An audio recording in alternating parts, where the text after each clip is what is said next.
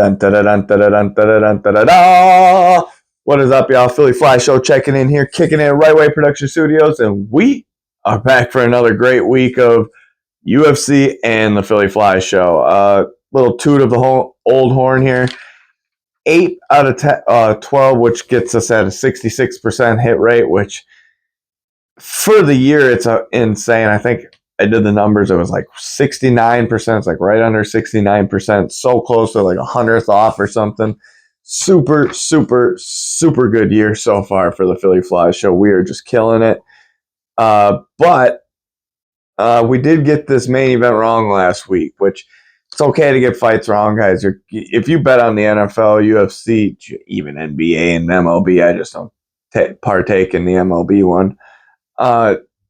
You bet on any of those, you're gonna lose. Like, things happen, other teams win, other people get paid too, is the way I like to see it. But my downfall, or what I wanted to quick talk about with Dominic Reyes getting knocked out last week, was why did he walk forward? Like, his game plan, I know he's a counter striker. He does typically sometimes go back, but his game plan is more of a I walk through you type. I need to get forward, think progress. It didn't make any sense whatsoever there for Dominic Reyes' game plan. Now, that also could be that Carlos Ulberg was just right from the start. Well, the first shot that he landed, it was like he threw a jab, but the straight down the middle is the one I'm talking about. He might have landed with the jab, but the first time he landed with the straight down the middle, it looked like it hurt Dom really bad right from the start. He got a big reaction out of him, and I'm thinking that he just knew that if he took the wrong shot, it was going to be over. So could have been just a game plan in his head, and he didn't want to get knocked out, and he did get knocked out, which was upsetting. But Carlos Ulberg is the real deal. Get him a number one contender fight. It's hard for me to go out and give him a title shot.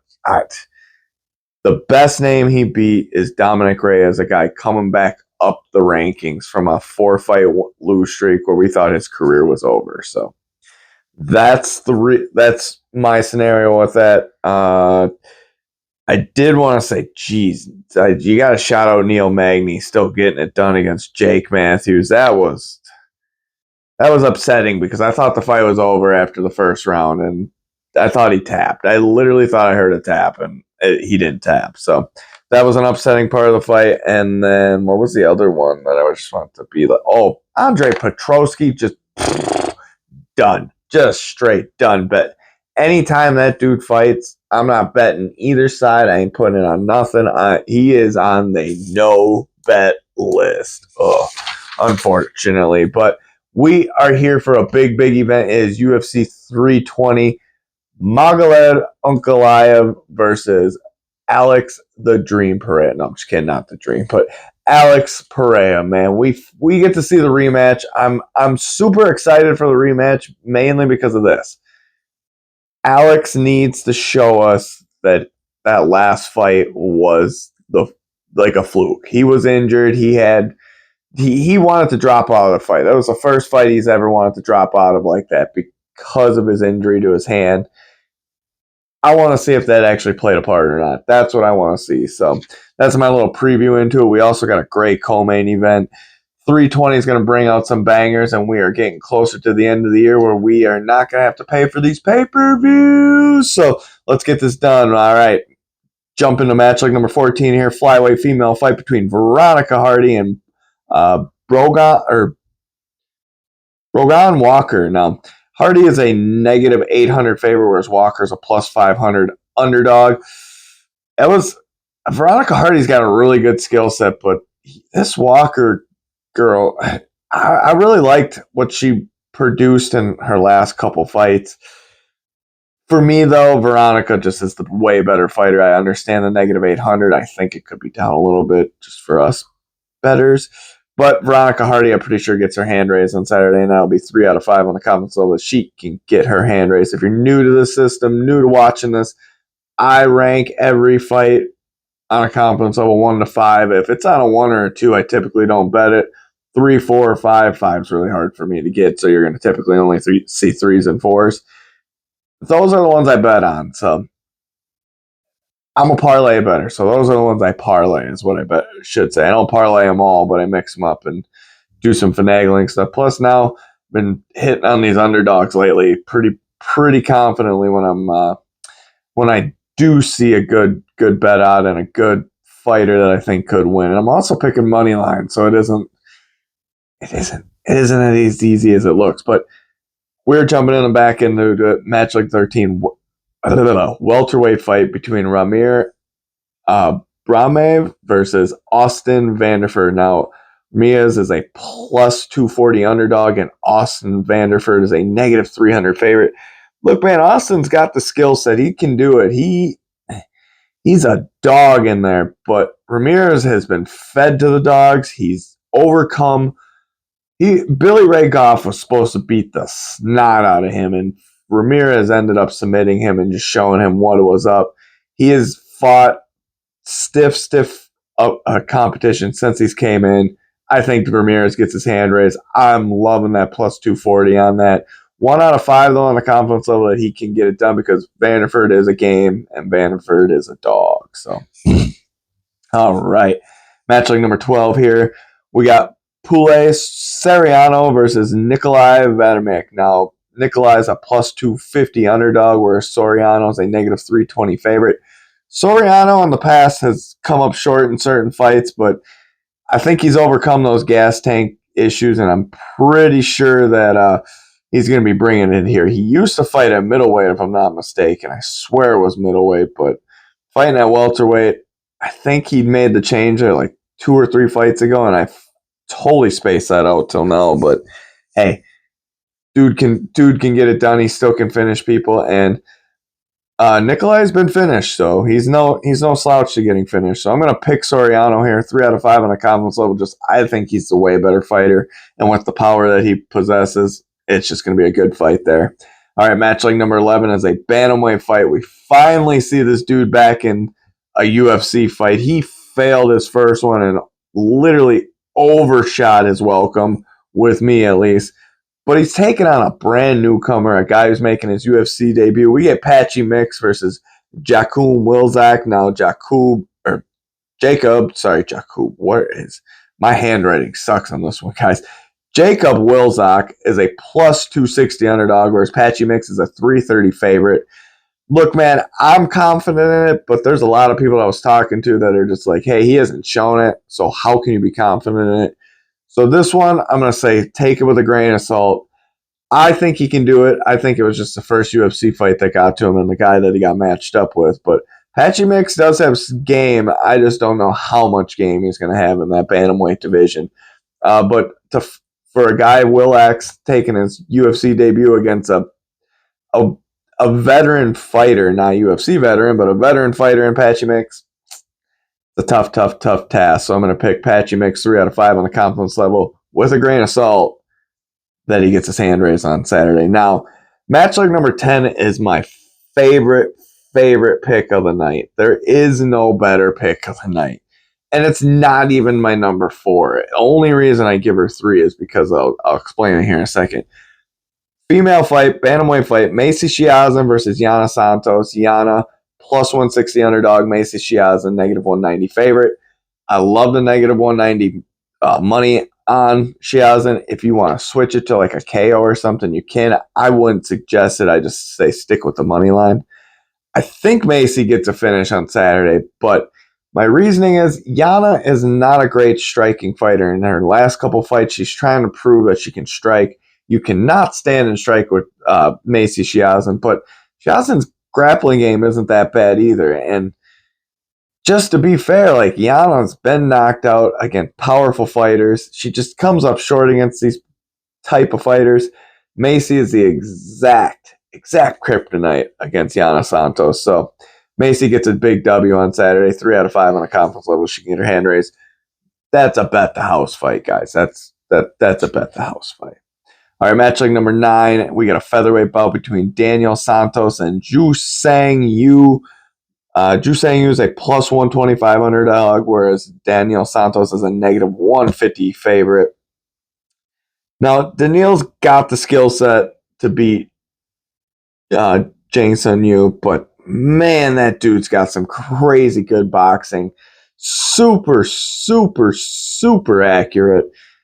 It's going to be a tough fight for Daniel on Saturday. I'm picking Jane Son Yu plus 125. Take it to the bank, baby, but only 1 out of 5 on the confidence level because Daniel is game and he's a very good fighter. I just don't think he's fought a striker to this caliber yet in the featherweight division. All right, match link number 8 here is a bantamweight fight between Chris Gutierrez and Faid Basharat. Basharat's a negative 550 favorite, whereas Chris Gutierrez plus 375 underdog. If you want to risk some money on Chris Gutierrez, go right ahead. I am not going to argue it. Just no one's beat Basharat yet. Chris Gutierrez is a guy who has taken people's O because they overlook him. Farid has not overlooked anybody. It looks like on his resume. So he needs to get a big win on Saturday against Chris Gutierrez. But Chris's game, man. Chris's game. He can do it. 3 out of 5 on the confidence level that Farid can get his hand raised on Saturday. Match like number 7. Whew. Man, middleweight fight between Edmund Shabazian and Andre Mui. So far through this card, I love this card. If you're not watching the prelims, you are a slouch. You can make some good money off these prelims, too. This is going to be a good one here. Edmund Shabazian, though, versus Andre Muniz. Muniz is a plus 270 underdog. Edmund, negative 350 favorite.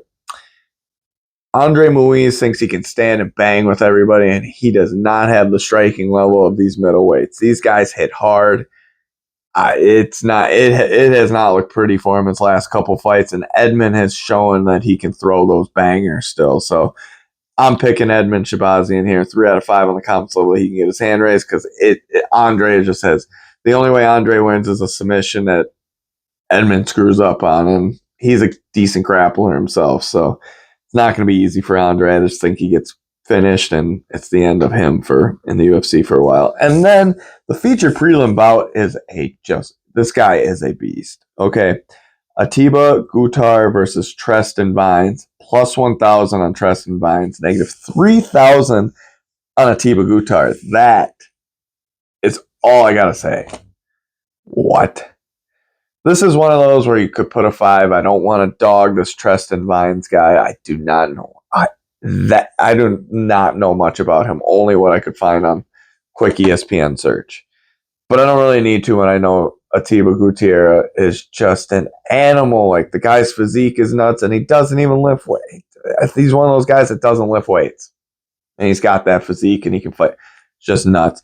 Take the negative 3,000 to the bank. I mean, I don't know how you're going to bet it singly, but throw it on your parlays to get a couple extra bucks because Atiba Gutierrez is not losing that fight. He is just going to manhandle Treston. It's going to be bad. It's going to be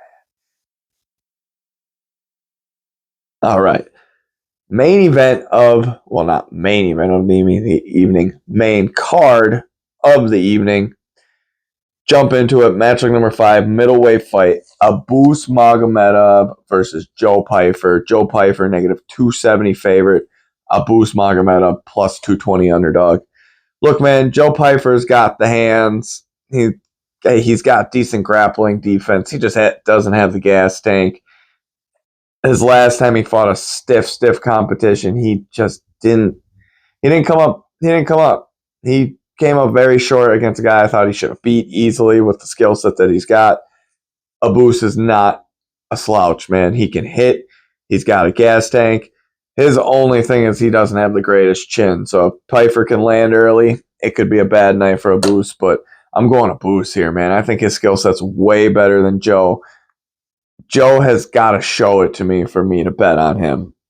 So again, it might be a little biased from when he dogged me, but Abus has just been really, really good. So I'm going to take Abus with the hand getting raised on Saturday. 1 out of 5 on the confidence level that can happen.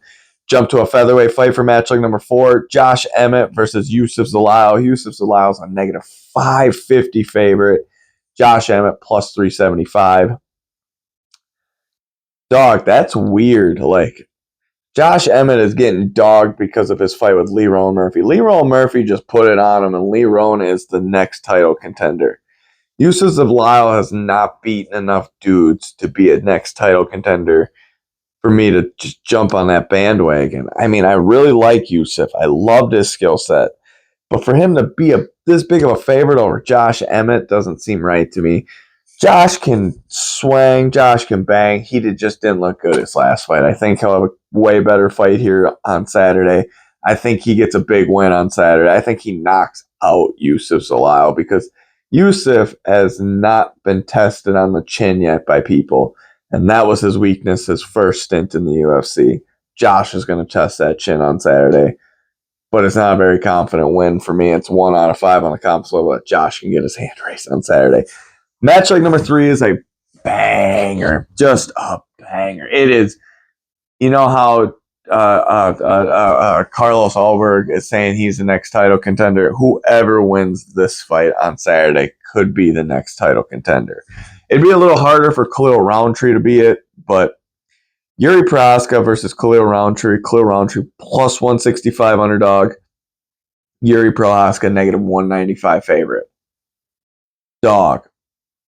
This fight is going to be bananas. Either A, Yuri's not going to respect him and get knocked out because he's just going to get countered. Or B, if Roundtree looks like he did against Jamal Hill, Yuri's going to knock him out so bad. Oh, it'll be nasty. So I'm excited for this fight on Saturday. This is a no-blank fight. This is a banger. Straight banger, man. Can't wait for it. I'm ready.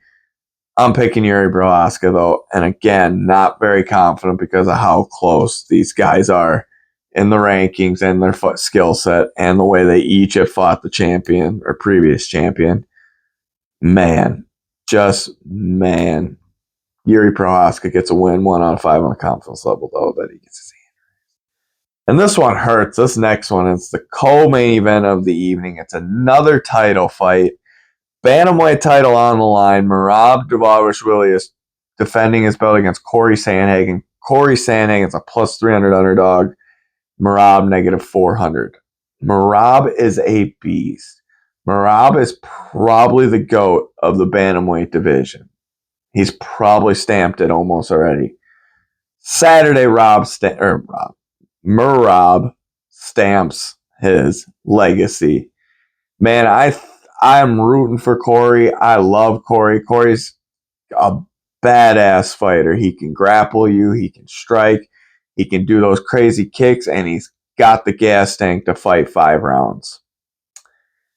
But Merab is just a different animal. Like no one, ever since Merab did that Ricky Simone fight, ever since then he's just been on a crazy tear.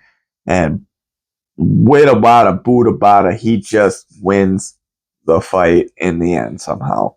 So I'm not betting against him. I actually think he does beat down Corey.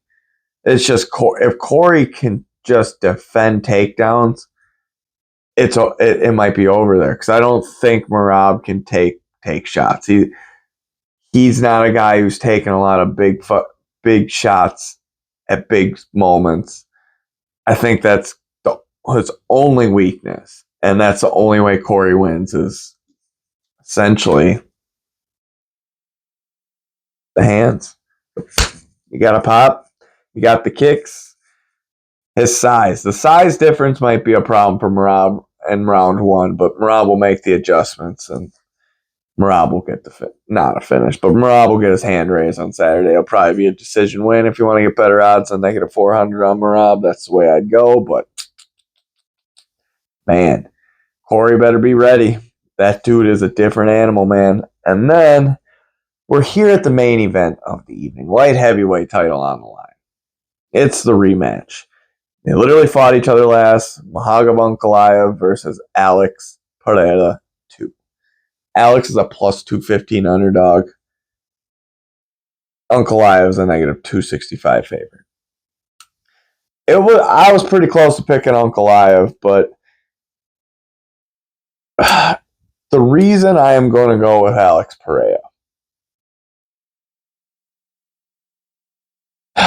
it's hard because that dude's got if he can just have the game plan that he has at every other fight but that last fight. The fight is different to me because I've seen him in that last fight land when his hand wasn't good, and it was the same hand. I made sure of it, and he hurt Ankalaev. He went right in for the takedown after it. Pereira's hands are just something different. The only way Pereira wins, though, is those hands. A left hook from hell, the right hook, the straight, the 1-2. I mean, we've seen him with the kicks. I mean, the kicks have been brutal.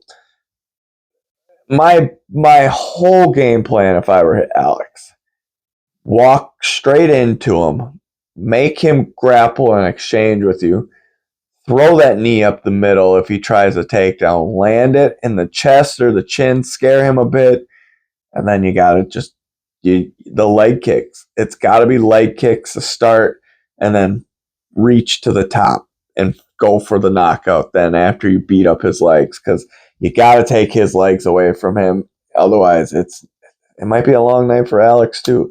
This is a don't bet fight for me. This is a sit back and risk your money, or 2-1 on the plus 215 with Alex, or if you're putting Ankalaev on anything, it's only a parlay. And I'm telling you right now, if you put on a parlay, your parlay could get wrecked at the end of the night. So that's a stay away from fight for me, unless you're just risking it on Alex knockout. Picking Alex knockout for the odds would be super, super worth it too. But I'm picking Alex Pereira. 1 out of 5 on the confidence level. I'm not very confident because I got to see Alex do it. I literally cannot wait for these fights on Saturday, though. They are bangers. Sit back, relax, watch it, and the Philly Flash Show will be back. And if you didn't check out that news by Dana White this week, Arman Sarukian versus Dan Hooker in Qatar is the main event. Co-main event is Bilal, not remember the name, Muhammad, and Ian Machado Gary. So super good fights that were announced. If you haven't done it yet, go check them out. I suggest you do because, hey, I love fights and I love betting on them. Shout out to Right Way Production Studios for always making this happen, and we will be back next week. See y'all.